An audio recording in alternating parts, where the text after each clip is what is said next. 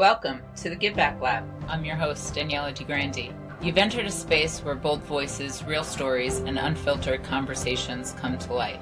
Here in the lab, we're breaking bias, shifting thinking, and exploring the power of giving back through truth, vulnerability, and diverse perspectives. We celebrate diversity of thought and everything beautiful that makes us human. This isn't just talk, it's real, it's raw, and it's exactly the kind of space we need. We're unlearning, relearning, and evolving together. Let's dive in. Hello, and welcome to another episode of the Give Back Lab. Today, we are joined by Mario Leone. Mario is going to come and talk to us about emotional intelligence, tell us a little bit about the podcast that he's working on, the evolution of that, and all things that encompass emotional leadership. So Mario, welcome. Thank you. Thank you for having me on board, Danielle. I appreciate it. So tell us a little bit about emotional intelligence in leadership. How did you get, I want to know everything about your journey, right? How did you get inspired to study this topic? What is your background? What's your journey that has led you here? So we can understand a little bit when you talk to us about it. Absolutely. I would say my journey to getting into emotional intelligence first started by working with Apple Computer. And of course, we deal with a lot of customers, and there was a lot of heavy training in emotional intelligence, which was awesome in terms of learning that as an attribute. And then years down the line, after working on the retail side, I also worked on the corporate side as well. And when I was on the corporate side, leading small groups of people, I had to onboard about 300 people during COVID-19, and it was quick. It was like a shotgun onboarding. We had to move them really quickly, onto the online because of the fact that all the stores were closing and they were all shutting down. And part of that was being able to maintain your emotional intelligence, maintaining your emotional resilience during all of this, being able to maintain all that. And I decided to take it upon myself at that time to really study emotional intelligence as it relates to psychology and the neuroscience of it as well. So I found neuroscience really interesting. I'm not a brain doctor, but it was one of those things that I found I gravitated towards because I wanted to understand the inner workings of the part of the brain that actually was relevant towards emotional intelligence, right? And I had my moments in my journey. I think we all have those moments where we get triggered and we get upset, we get frustrated, and I kept telling myself, I want to get better. I want to improve. I want to be able to bring myself to a place of balance, a place of harmony where I could work through those emotions and work through things when things got really rough. And when you are onboarding a great deal of number of people, it can get frustrating when it's all just remote, right? It's all remote.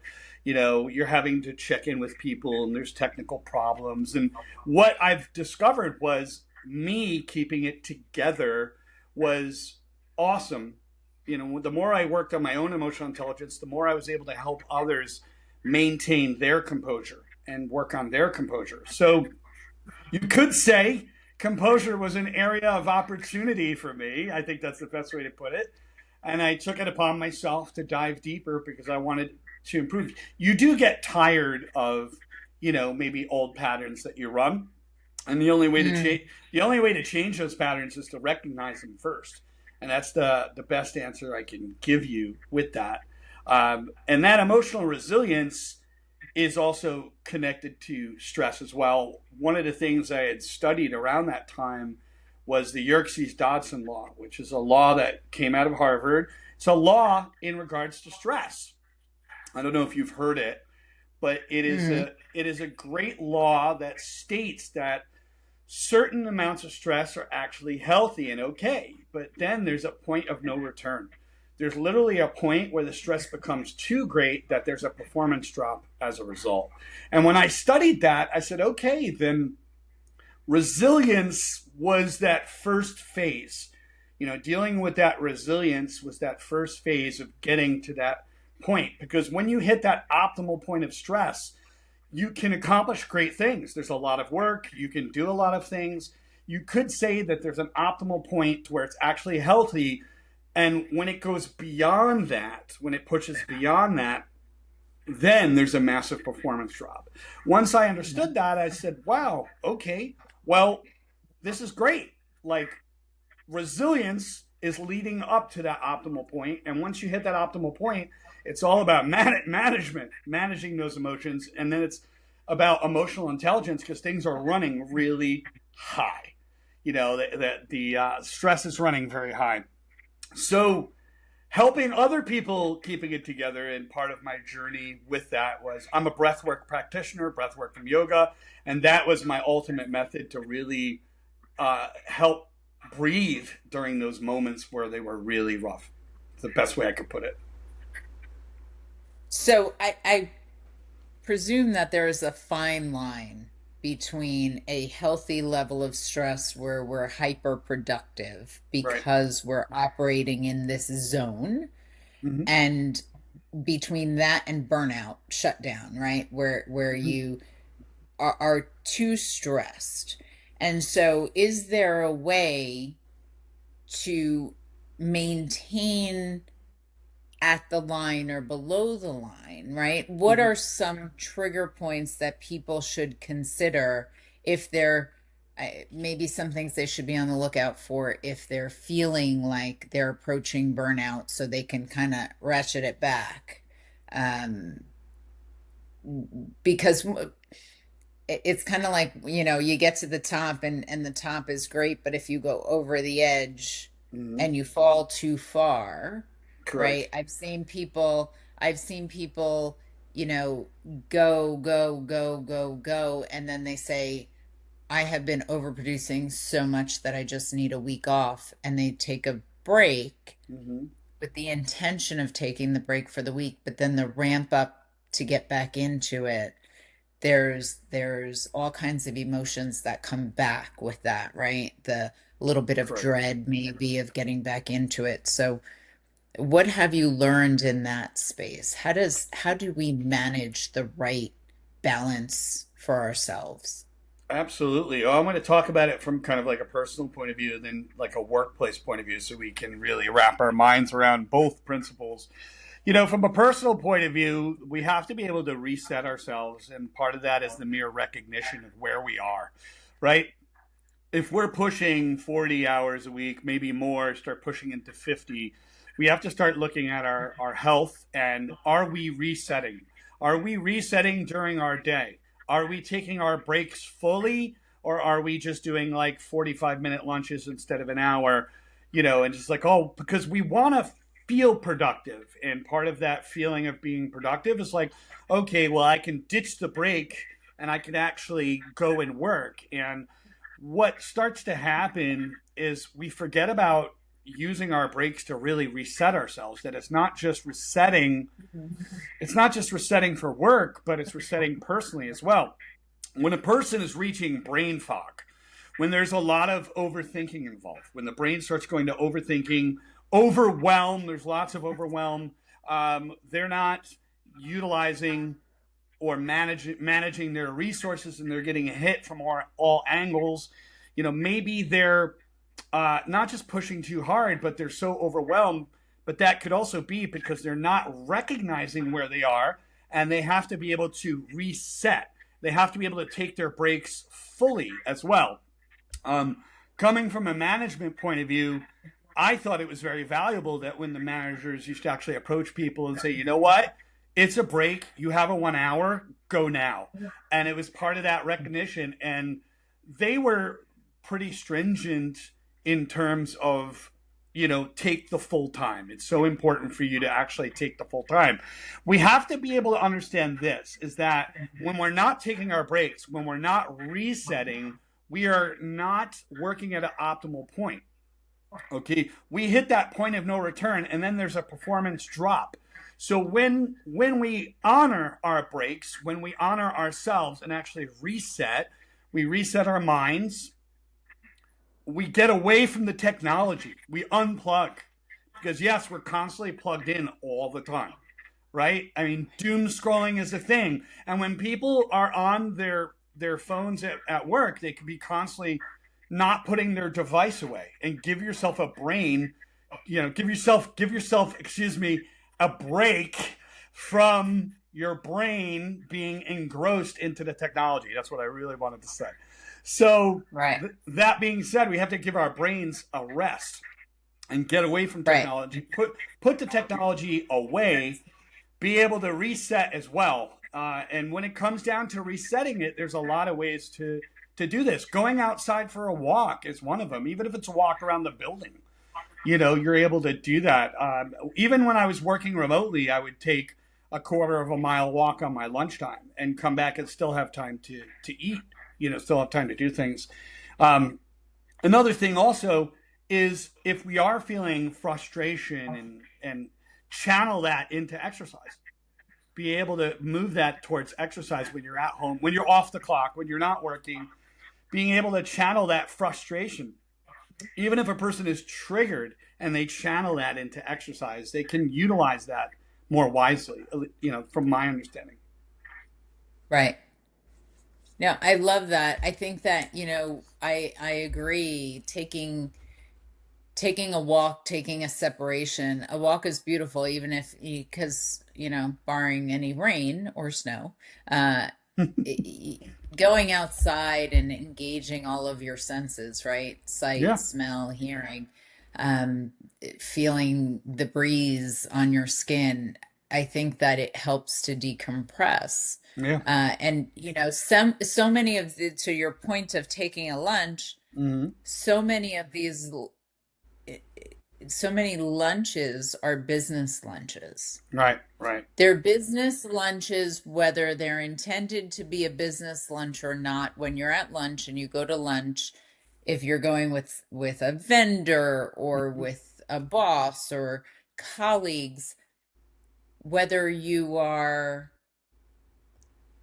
talking about moving the business forward, talking about something project that's happening, Mm-hmm. or you are just venting about your day with colleagues, in whatever aspect, you Correct. are still tethered to the work. So to your point of taking a break, I'm not sure that they actually take a break. Correct. There's still work immersion there, and there needs to be a nature immersion. Get outside a little bit, is barring that the weather is decent, of course, right? Some organizations in Silicon Valley have a silent room where there's no Mm. TV in there, there's no nothing, and you can go in that room and just sit there and read a book and be quiet. Okay, and there's a lot of that is increasing more and more. And people may think of that as like, oh, well, that's so mundane. And it's like, no, it's actually valuable if we can step into that and be able to reset when we come back from our breaks, our lunch, our productivity goes up, right? And that's where it gets really important. Also, if we take a look at being indoors all the time, going out and getting a little bit of sunlight, it's pretty healthy, right? It's good for us at the end of the day, Vitamin right? D. Good old vitamin D, Vitamin right? D. Right. Vitamin D. Having that retreat into silence can make all the difference. Okay, all the difference. And Daniela, if people are customer facing or working with customers, they need that silence. They need to step away and completely reset on everything. They have to be able to pull that back because when you come back, when you bounce back from that, the productivity is going to go right back up. So also dealing with people as well. Absolutely. So when it comes down to it, in terms of emotional intelligence, you're going to have high stress. There's a lot of high stress jobs.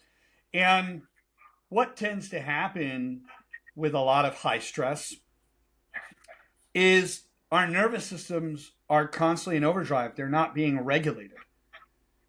We're not bringing our nervous system back down. So what happens when our nervous system is always in overdrive? It's always staying in an up position. Well, we could see this happening with paramedics. Okay, that they're in this constant state of high stress all the time. And what is that doing to their nervous system all the time? You know, they learn to manage that. They have to be able to reset themselves during the day. Right. All right. Right. Because that, you know, when we have this operation, think of it as high stress, operational high stress, where you're always operating at that.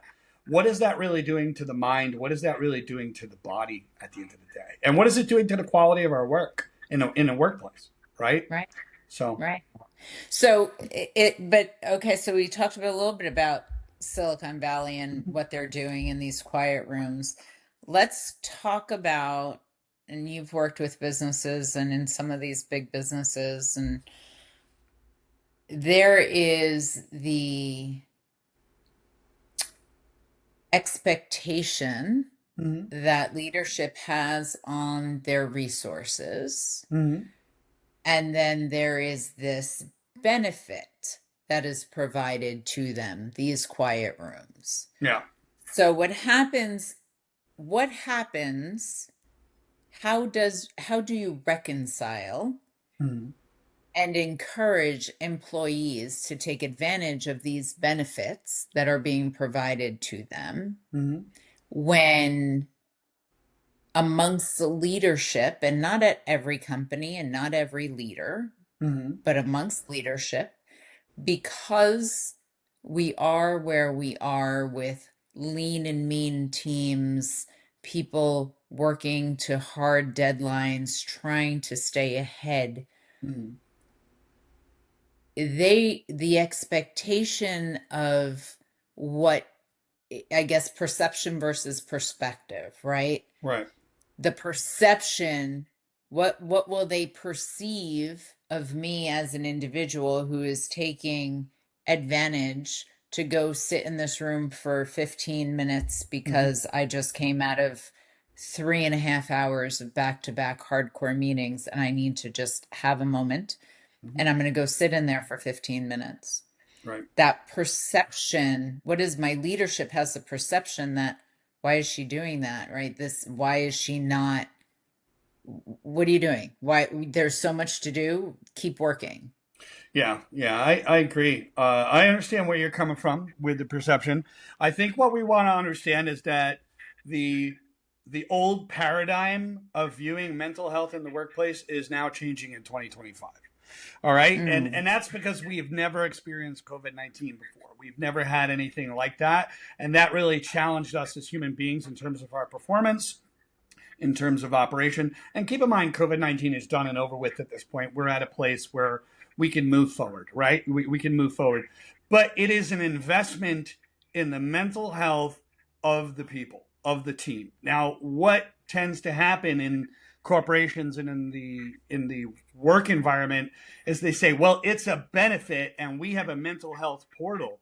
Well, that's awesome too, because there are mental health portals that people can grab the phone and call somebody up and have somebody speak. You can even now text for help, right? So right. when we have these quiet rooms, it is an investment in our people.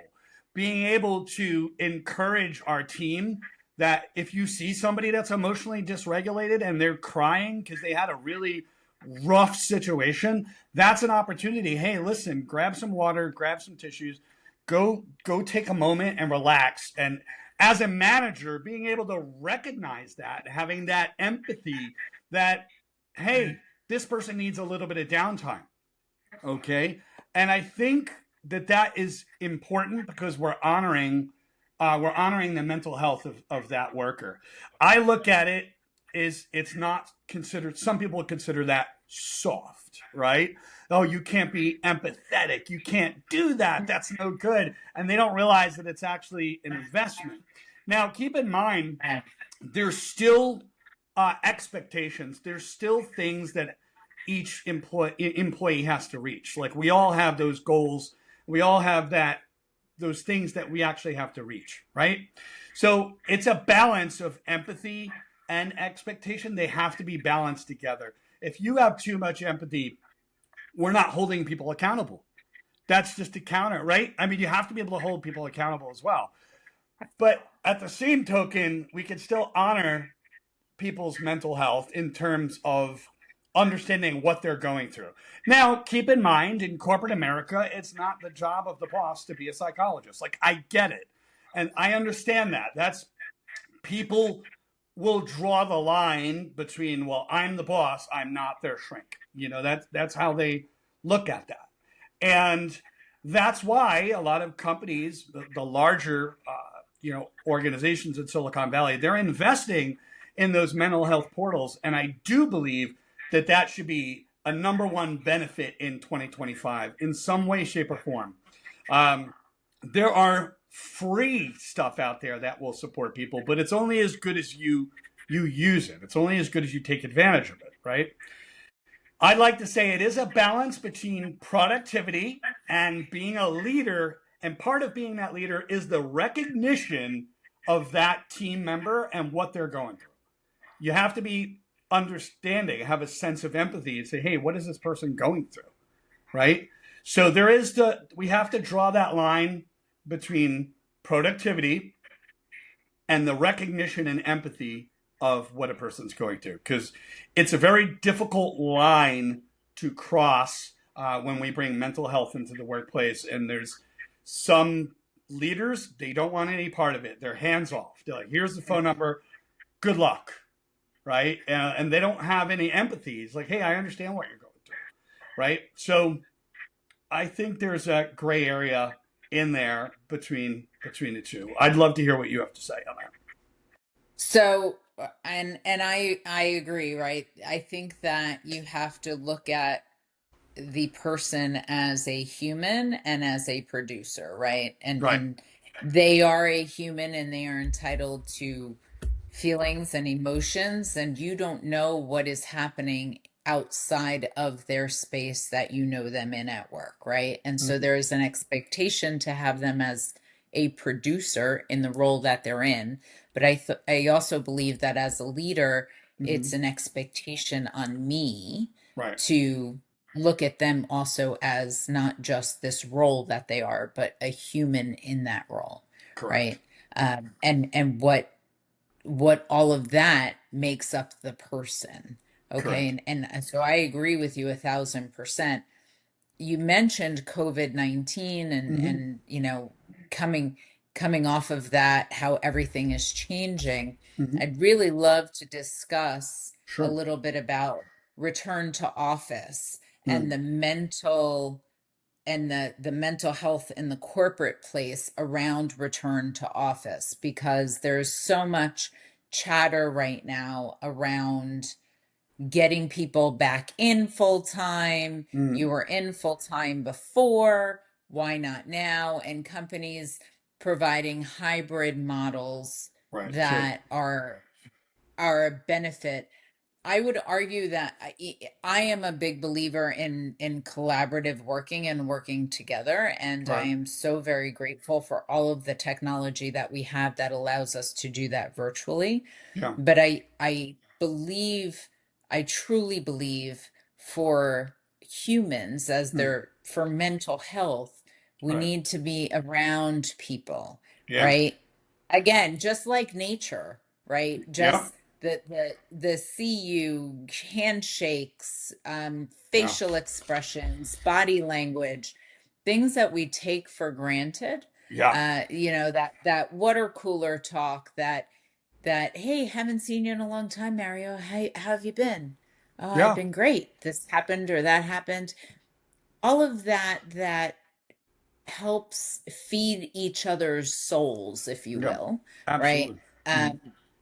To help that mental health. So how you talk about changing post COVID-19, give me what 2018, 2019 looked like, do 2020 to 2019, and then 2019 to today. How from a corporate mental health perspective, how has the business changed, and where do you see areas for them to continue to adapt? Absolutely. Yeah, absolutely. I'll definitely answer that. The best way that we could really look at this whole thing is that, we as human beings are evolving, right? We're evolving, moving forward with new ideas, because things have changed in the environment, in the world, and in the world around us. And as a result, the workplace is also evolving. So the hybrid model is coming in as more of a norm. And what I think is important to understand is that that model may work for some businesses. I don't believe it'll work for all of them, but I do believe it is functional for the businesses that are maybe IT related, right? So I can only speak probably on the IT aspect, that it is still a model that can be very much alive. It may not apply to face-to-face, so like sales related positions and things of that nature. It may not apply to every single business, but I do believe that it is a model that's there, because when it comes down to it, people don't like change. And the reason why they don't like change is because they like safety. Why? Because safety, literally, it connects to uncertainty. If there's uncertainty, they don't feel safe as a result, right? So when they introduce that model, it's like, okay, it's like what I call dip your toe therapy. They dip their toe back into the water, and they're slowly moving back, into the office and into the workplace, right? And at what point does a person just go fully underwater, right? They dip their toe, and next thing you know, they're submersed, and it does indeed work. It does work with human beings, that it has to be a progressive change. Even if we look at, let's say, risk management, there are progressive things that can happen in a progression. We know that too much change, too hard, too fast, too soon can actually have a massive impact and can leave you with a turnover as well, because people will just be like, they become frantic. They feel unsafe, right? Well, I'd like to say that when it comes down to it, this model was put in place to kind of ease people back into the workplace, right? Why is it necessary for them to be back in the office? Because we're dealing with text message technology, and we're dealing with technologies where we have to type. Well, the problem with that is you get no body language, you get no eye contact, you get no tonality, which makes up a very large portion of communication. And that statistic, right, that stat and that statistic with police changes every year. 60% some years, 70%. And that is an actual statistics I learned through training with some veterans, was that you need the body language, you need the eye contact, you need all that, because there is a phrase and I believe every leader in IT should know about. It's called impression management. When there's a lot of texting going on, a person could manage their impression in the way that their leader perceives them. But when we meet face to face and in person, there's we have that authenticity, that eye contact, that body language, that tone of voice that the leader needs in order to see where this person actually is. So we need that hybrid model more than ever. We need to be back in the office. For certain businesses that can be back in the office all the time, great, awesome, that's their model. They can use that. When it comes down to it, in a hybrid model, being a leader, I would say it's going to be mandatory at certain points in time that we want to see you, and we want to see you in the office. Barring medical issues, obviously, but I would want to see that person, because we have to be able to communicate, and there's other things that are giving off that communication. Hiding behind the text message, hiding behind the Slack, hiding behind that stuff is impression management. They're managing their impression. That's something that every leader should be aware of in psychology, because what they're doing, and it's not happening with everybody. I'm not going to generalize and be negative and say all. That would be wrong. That would be absolutely wrong. I'm saying there are some people that are literally curating their personality via text, especially with AI. Okay? Especially with AI, because I can tailor that response to what a leader wants to hear, right? Right. Well, that's where I do feel there's got to be that face-to-face component, that body language component, that tone component. It has to be there. If you're a leader and you work in IT and it's a hybrid model, I would find a way to make it mandatory. That would just be, that's my own point of view with that. And I'd love to hear what you have to say about that. I don't want to be too stringent in saying that, but I do believe Yeah. it's necessary. I believe it's necessary. No, and I agree with you. And because with AI evolving by the nanosecond, it feels like, right? Yeah. Every day, and people using it so heavily. I do completely agree with you that the persona that you have Mhm. behind the screen, behind technology, whatever method of communication that is, Yeah. can be very different than the persona that you present. And I think that that also causes people Mhm. to have an issue going in, right? Correct. Going Correct. into the office because I've been presenting myself this way Right. behind the screen and I have more confidence. So now going into the office, Hmm. how do I do that? How do I continue that? That's, I Hmm. think, so much, It's anxiety. It's anxiety, right? it's Right. anxiety, Yeah. imposter Yeah. syndrome, all Yeah. of these Yeah. things, right? Yeah. All of these terms that were Yeah. starting to be the new thing before COVID Yeah. and now post COVID, Yeah. they're more, right? So how do we at every level, Yeah. because leadership is not only at the top levels, we are all leaders in our own right, Correct. right? We Correct. lead in our space. So leadership to me is not about having a role in a position. Correct. Leadership is about being true to yourself in the space that you are in, that you have earned, Yeah. right? And operating from that space. So from that mental state, how do we deal with Yeah. AI and imposter Yeah. syndrome Yeah. that results out of that? Yeah. I'm so glad you brought that up. It brings us to a really good juncture point in understanding. What I want to bring to light is that there we talked about the Yerkes Dodson law earlier, where there's like some basic anxiousness, and then there's that high stress optimal point. Well, there is when there is that office anxiety where you're in the office, we have to encourage, as a leader, you and we have to encourage emotional resilience. We have to challenge people in a good way, challenge people not in a conflict based way, but in a growth based way, in a nurturing based way. Hey, listen, we want to see you. We do miss you, in being able to be authentic. And part of being a leader with that is there's two words that I use towards leadership in terms of my own model of leadership, which I model a lot of it around servant leadership, but it's almost a hybrid. It's servant transformational. So I'd like to say that it would be leaning towards challenging people in small ways, like, hey, come in. So with the anxiety, right? You had a really good point. Say, okay, well, when they come into the office, if you make them come in for like a full day, well, okay, that's anxiety 100%, right? But if you make them come in for 2 hours, maybe three, something that's not going to they don't have a big commute, let's say, because if they have a 2 hour commute, coming in for 2 hours is pointless, right? It's totally pointless. So coming in for a half day or something a little bit more where it introduces it a little bit, right?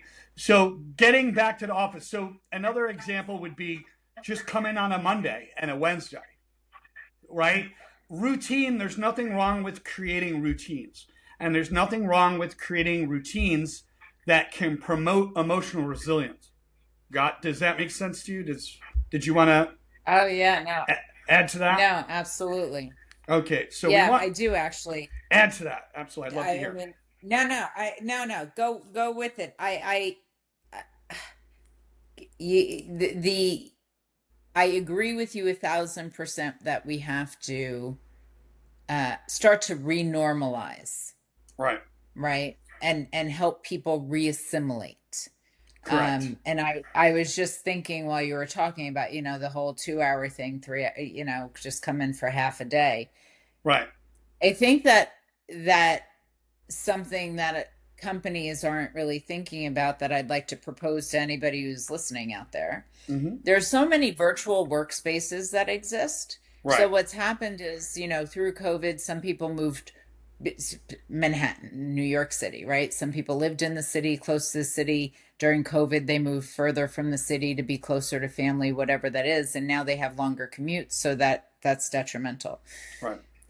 As an organization, there Mm-hmm. are so many virtual workplaces out there, the WeWorks of the world, right? So many Regis, so many different virtual workplaces Right. that it may be beneficial that instead of the benefit and the evolution of it is that you give some kind of points or allocation to people to go and work certain hours in Yep. these virtual locations that are spotted around, so that way at least one or two coworkers can go and share a space that's more maybe local to their home, right? So Yeah. Yeah. mid New Jersey, Long Island, whatever it is, right? And I'm just Yeah. talking about New York City at this point. Yep. But it's a way to reintroduce Mm-hmm. at a smaller increment, smaller level, instead of, back to your dip your toe in.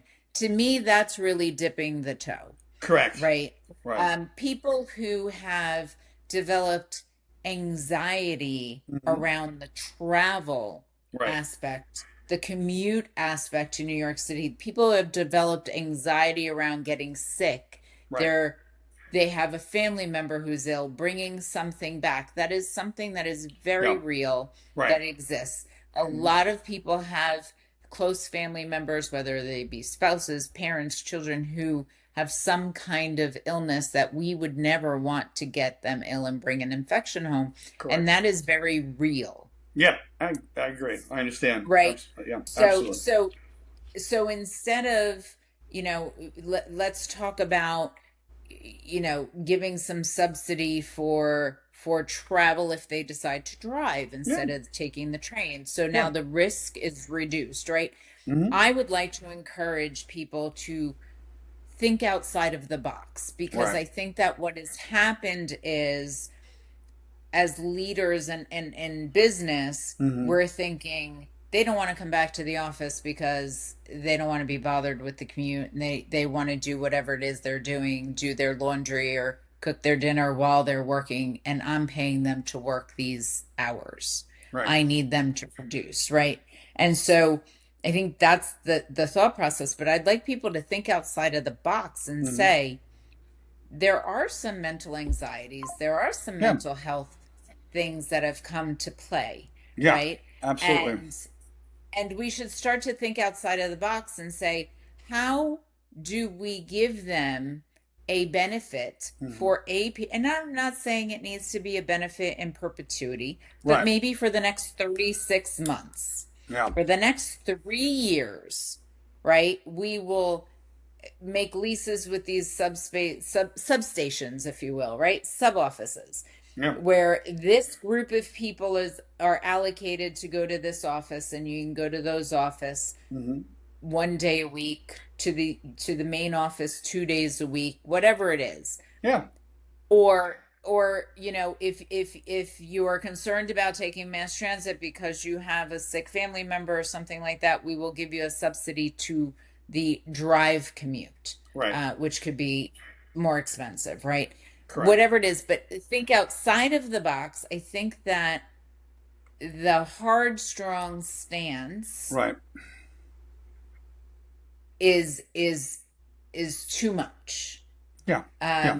And while I understand it, because we're paying a ton of money Mm-hmm. for corporate offices Right. in these locations, Correct. and the staff are not coming in to use them. So from a business perspective, I absolutely get it. But Correct. how do we renormalize, right? This Yeah. Yeah. this breadcrumbing of the idea to renormalize it. Right. Yeah. What are your thoughts on that? Absolutely. It has to be a balance. So it has to be a balance. I do agree with kind of like the remote, tiny satellite offices that, you could maybe generate with maybe 5 or 10 people that live in that closest to that area. I think that's, in New York City, that's functional, that could work. And other places, the U.S. might be more logistically difficult, geographically even. However, it's functional. Like I see the point in it. I see the value. I think what's important to understand is that when they do come in for like a few hours on a Monday, a few hours on a Wednesday, a few hours on a Friday, just to start to do that, I think there's a lot of value in that. Let me tell you why. Isolation creates disconnection. Disconnection will lead to actual suicide. It's one of the reasons why so many people did commit suicide. Is because of the fact that isolation, it's like isolation is like the next step that can lead a person, because it's part of being disconnected. So we need to encourage people, let people know, hey, listen, we're not inviting you back in the office to like punish you. We want to just be connected again, right? And we're all human, and we all need a little support. And it doesn't have to be like 40-hour a week, but doing twice a week, maybe, you could start off once a week, twice a week, and then move it to 3 times a week. And then you could stagger hours a little bit, give a little bit of flexibility with certain things. Sometimes it's nice to be flexible and have that flexibility. But isolation, and I think that's what the thing is everybody's like, well, I don't want to go to work, and we're talking the people who don't have a commute, they want to stay home, they want to stay isolated. And we're talking post-COVID now, is that isolation creates disconnection. Leaders and management need to know and understand that when there is a lot of isolation, that employee will disconnect. And they may disconnect, it may disconnect emotionally, mentally, and even productively.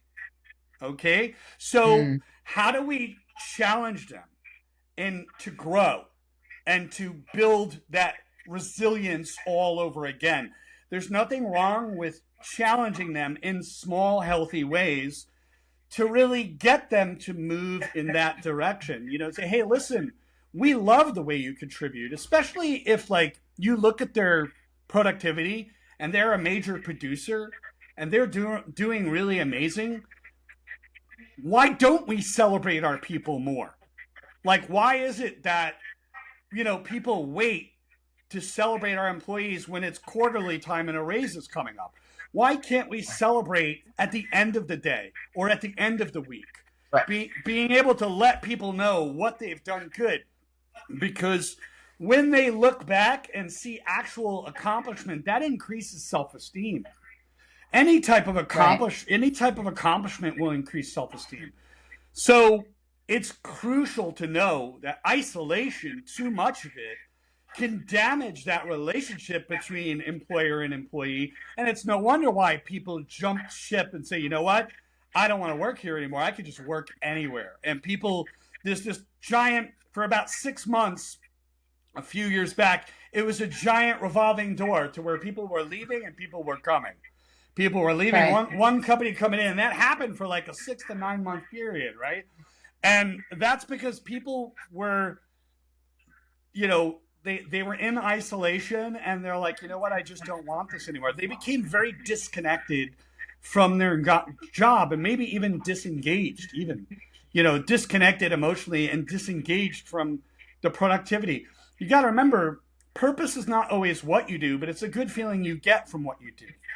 And when people see their actual results, and we're not talking about being result driven here, but sometimes when people see their results, that can reinforce their self-esteem and make them feel really good and give them a reason to come back. And that's the other thing. Give them a reason to come back as a leader, as a company, right? Would you say that that's a fair statement? Oh, I definitely agree with that, right? Yeah. And I think that we need to definitely celebrate everyone's purpose more. Yeah. Right. I think that we need to be more conscious of that, especially as leaders. I think that it is very important to celebrate the purpose that each person in the organization fulfills every single level, because adding to the isolation, I think that what happens is, companies in corporate America, they go through a layoff period. There's changes, there's management changes. At the lower levels, what's happened with that revolving door you were just talking about is when new leadership comes in, the lower levels get really nervous, right? Middle management on Unsafe. down. Unsafe. Very unsettled and unsafe. And Hmm. so if I'm quiet and under the radar, Hmm. I won't be seen, right? And so that I think forces them more into isolation, Yeah. right? And I Disconnection. think correct. Isolation, which leads to disconnection, which just leads to I'm just going to keep doing what I need to do at bare Yeah. minimum to get my job done and keep it moving forward. Correct. Um, and I think that as leaders, it's our responsibility Yeah. to make sure that we are giving everyone the opportunity to be seen, to be heard, to be celebrated, Yeah. right? Every single person. Yeah. I've always said, the whole performance appraisal process for me is a thing. If we if we are sitting at any check-in point, mid-year, end of year, whatever it is, right, Hmm. along Yeah. that formal process, and we are having a conversation that is a surprise to you, Right. I have failed. I have failed, Right. right? Because it is, this is my belief and my leadership style that I have as much skin in the game in you and your development and your success Yeah. as you do, right? And that is, I am here to provide you support and clear the path for your success, because if you're successful, I'm successful, Yeah. right? So I take that kind of approach in management, but I understand Mhm. that many leaders get so thin in time, Yeah. right? That they're running in such a low bandwidth mode Hmm. that they are so focused on bringing in more business, uh, trying to strategize and have vision on how to grow more business, Hmm. and the people in the organization that are going to actually make those things happen Right. fall behind then, right? Right. Because Yeah. they're in meetings all day strategizing and figuring it out, and now the people come second. Yeah. And I think that that is something that I have noticed in the last 10 or so years, Yep. um, changing. So I'd love your perspective on that. What do you think? Because that was happening even before COVID, Yeah. right? This Absolutely. shift. Absolutely. The shift was absolutely happening. Yeah. I think that there's some leaders will be very results driven. I'm a very process driven leader. I'm Mm. very process driven. It doesn't. I don't ignore the results. The results are there, but we focus on enhancing the process so much that the results are just a byproduct. And this does come from Japanese philosophy of kaizen, is to actually be in that process and we hit the results. And then we could look at the actual process and say, what can we tweak here? What can we tweak? What can we change? What can we work on to get to those actual results that are there? So it's kind of like the archer. I use the analogy of like the archer and the target. Is that, yeah, the target is what you want to hit, but when we start to focus on the process, the pulling of the bow, adjusting your stance, understanding the direction of the wind, working on the mastery of the process, mastery of what we do, then the result becomes a beautiful byproduct as that. Now, of course, you got to course correct, you got to adjust, right? You got to be agile, you got to be able to do all of that, and that's great.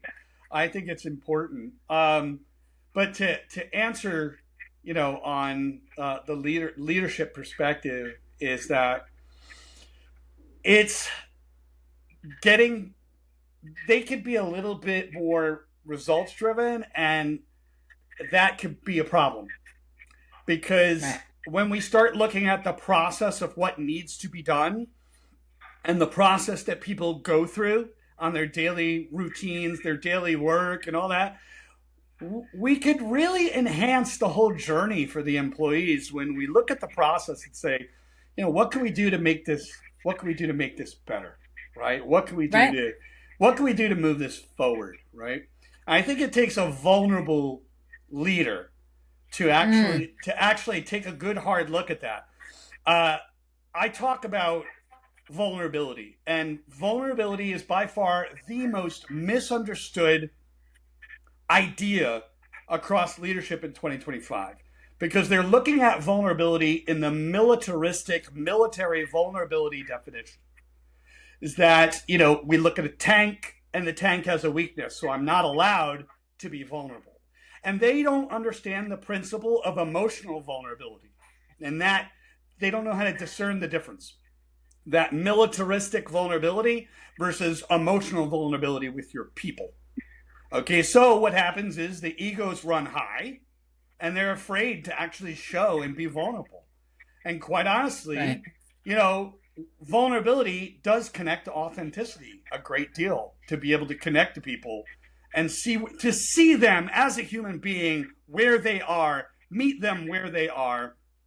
And it takes the leadership quality of the Michelangelo effect to see the statue in the marble as to recognize the qualities within people and how you can bring them to a more actualized place, how you can help them grow so much that they'll grow outside of work on top of it as a byproduct Right. of them working in their role.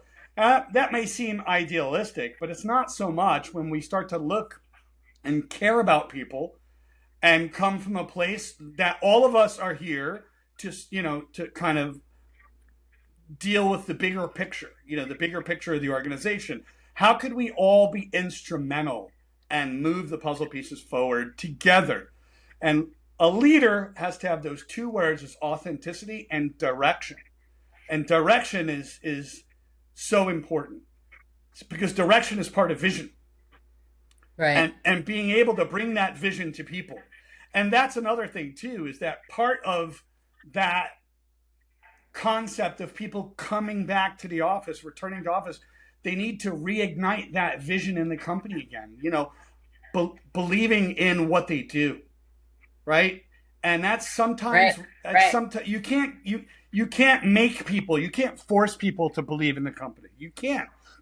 But you can express why we do what we do. This is why, like, Simon Simonek talks about the big why.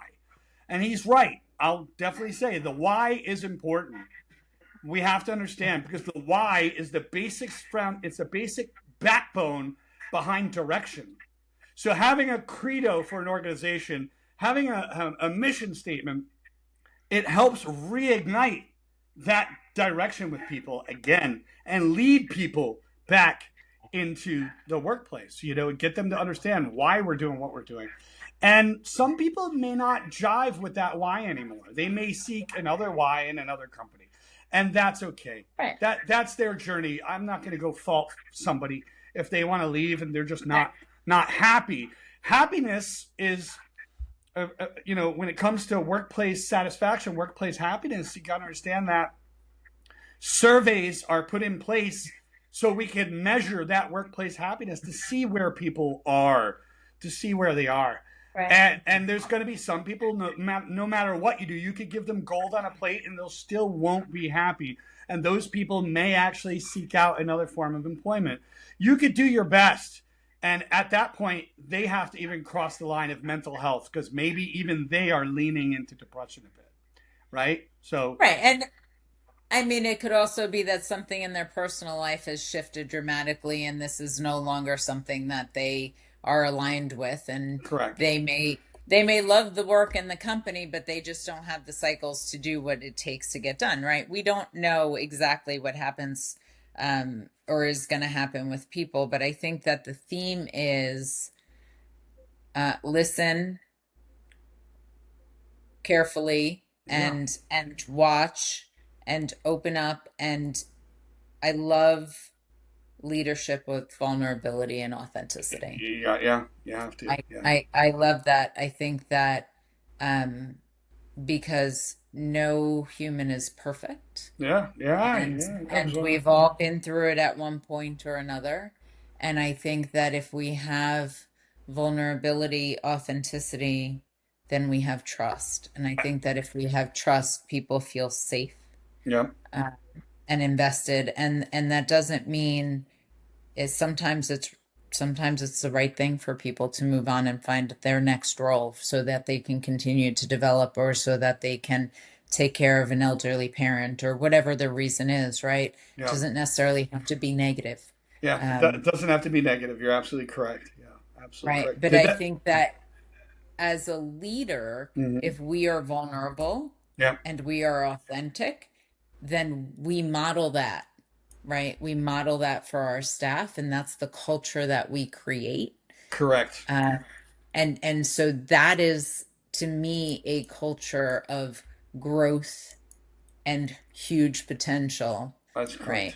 That's right. Um, so thank Yeah, you for that. That yeah, yeah, was yeah. that There's was awesome. Yeah. Yeah, in terms of to answer on your growth, the concept, there's two mindsets in the work of Carol Dweck.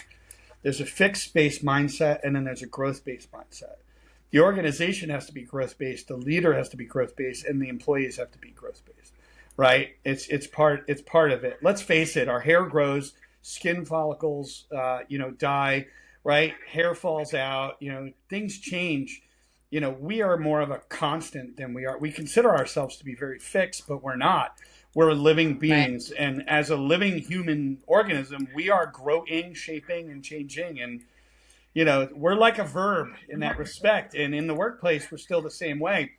And the fact is some people may not like change. They may pull back from change because change is uncomfortable, unsafe. It's the reason why, like, our ancestors didn't leave the cave. Why? Because it's dangerous out there. But hey, if you don't go out there in that danger, you're not getting food, right? So that's talking about it from more of a primal place of like history. But now we're living in a completely different era. 2025, if we don't start adapting and adjusting and looking at the workplace in a different way, start to change the model and start to change the way we do things, because that militaristic vulnerability, quite honestly, it's old, it's dead, it's a dead paradigm. It doesn't work anymore. And it can lead to a leader making themselves become very, you know, hated and disliked in their environment. Yeah. And when we start to step into that emotional vulnerability, which it does connect to emotional intelligence, to be vulnerable, to have that, and to be objective is another superpower, because objectivity is nothing like judgment, right? When you start to look at Right. all sides in a very uh, objective point of view, and not tie yourself to any biases so quickly. Be able to see things as they are, not as Right. we are, right? Right. Did that answer your question earlier? For your other question, by the way, I just want to make sure you got all your questions answered. Yes. Yes, you did. Okay. Yes, you did. Thank you very much. Okay. Good. Um, this has been a great session. I'd like to take the last few minutes and just introduce your fabulous podcast, Voices Yeah. of Victory. Yeah. And can you give us a little bit about that for our listeners, who I would encourage to go and listen and subscribe. You have a tremendous amount of material Oh. in a short time. You sir are an inspiration to me. And I just, I would love to hear a few minutes on your evolution of Yeah. why did you create Voices of Victory? What was your intention? Mm. And how what was your intention and vision, and how has that evolved? Yeah. Um, I'd Wow. love Yeah. to share that with our listeners. Yeah. All right. Voices of Victory is exactly what it sounds. It was using my voice as a means to express certain ideas of growth to people. A lot of it is very growth based. What I usually do with each episode is I like to look at the underlying hidden ideas that are usually buried below the superficial. So we can go through life with a lot of superficial knowledge and superficial information, based on our points of view, especially where social media is concerned. We're getting hit with all these different topics and hashtags from everywhere. And one of the things that I wanted to do was I wanted to go below the superficial. I wanted to go below that. And I've always been the type of person to go to the root of something. Okay, that I guess you could say when it comes to like a problem, I like to go to the center of it. If there's a cavity, I want to figure out where the cavity is coming from and go right to the core. And it's made me that kind of problem solver. So what I've done with every single topic was to go to the root level on a given idea. That could be anything from mental health. I talk about a lot of leadership, workplace related topics, philosophy, self-development topics. And all of these topics, I try to avoid the superficial, try to go a little bit deeper and say, this is the reason why. Okay, we understand what leadership is. Let's go a little bit deeper, right? And go below the superficial and start to dive deeper. And I first started the podcast like this year in January, and I think I'm at I started in January. I was pumping out probably about 6 episodes a day. I think I'm above 400 episodes now. I haven't looked recently, but I'm amazing. I'm up there, right? So I like to remain productive. Productive is my form of expression, right? To speak on the mic is part of me being expressive, and I want to be productive. So if I pump out 5 episodes, it's because I got 5 ideas in my head, right? and usually I love it. Usually what happens, Daniela, is I let those ideas collect for an entire week, and I jot them down in my phone. And at the end of the week, right, I do them all. I kill them off in one shot, at the end of the week. And the evolution of the Voices of Victory was I started bringing other people on my show to be the voice to express their victories and to teach other people what they've been through. And I've had I've had CEOs on there. I've had a lot of producers and film directors on there, all different walks of life. I've had authors on there. I'm an author myself. I wrote The Beautiful Flaw, which is a book about perfectionism, written in my own words.